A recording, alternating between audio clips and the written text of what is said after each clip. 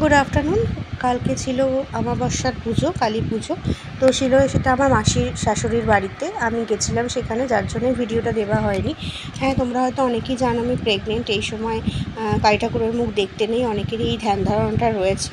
But আমি সেটা মানি না, কারণ আমি মনে করি ভগবানের কৃপায় আমরা সন্তান লাভ করি। তো ভগবানকে তুচ্ছ-তাচ্ছিল্য আমি করতে পারি না, বা আমি কালী ঠাকুরের মুখ দেখবো না এটাও আমি ভাবিনি কখনো।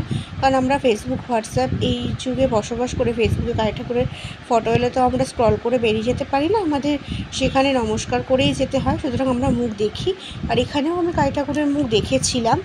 তবে হ্যাঁ, এই নয় যে কালী ঠাকুরের সামনে সারাক্ষণ বসেছিলাম, যেহেতু বাড়ির সবাই বলছিল, সবাই না, কিছু কিছু ব্যক্তি বলেছিল যে কালী ঠাকুরের সামনে বসে থাকতে নেই বা কালী ঠাকুরের মুখ দেখতে নেই। তো সেই জন্য আমি একটু বাইরে, মানে দূরে বসেছিলাম, যাতে কালী ঠাকুরের মুখটা আমি দেখতে, মানে সেইভাবে আমার চোখে না পড়ে। তো আমি একবারই কালী ঠাকুরের দর্শন করেছি, করে আমি চলে এসেছি। আর ভগবানের কাছে এটাই বলেছি, যেন এই সময়টা বা এই ভাবনাটা আমাদের মন থেকে খুব তাড়াতাড়ি মুছে যায়।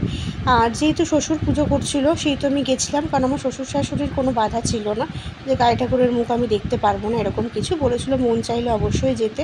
তাই আমি গেছিলাম। তবে আমি দূরে বসেছিলাম, তোমরা দেখতেই পাবে যে মানে যেখানে পুজো হচ্ছে সেখানে আমি নেই, অন্য জায়গায় বসে রয়েছি। তো আমি এখানেই বসেছিলাম। দেন তারপরে তাড়াতাড়ি করে বাড়ি চলে এসেছিলাম, কারণ শাড়ি পরে খুব অস্বস্তি হচ্ছিলো, আমার একদমই ভালো লাগছিলো না। তো সেভাবে ফটোও তুলিনি, আমি একটাই হয়তো ফটো তুলেছি। আর খাবার নিয়ে চলে এসেছিলাম।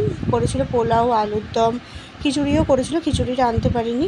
আর হচ্ছে চাটনি, মিষ্টি করেছিল, মানে রসগোল্লা। তো রাতে ডিনারটা এই দিয়েই শেষ করেছিলাম। আর এই একটাই ফটো তুলেছিলাম, তাই তোমাদের সাথে শেয়ার করলাম। Thank you, tata, bye by.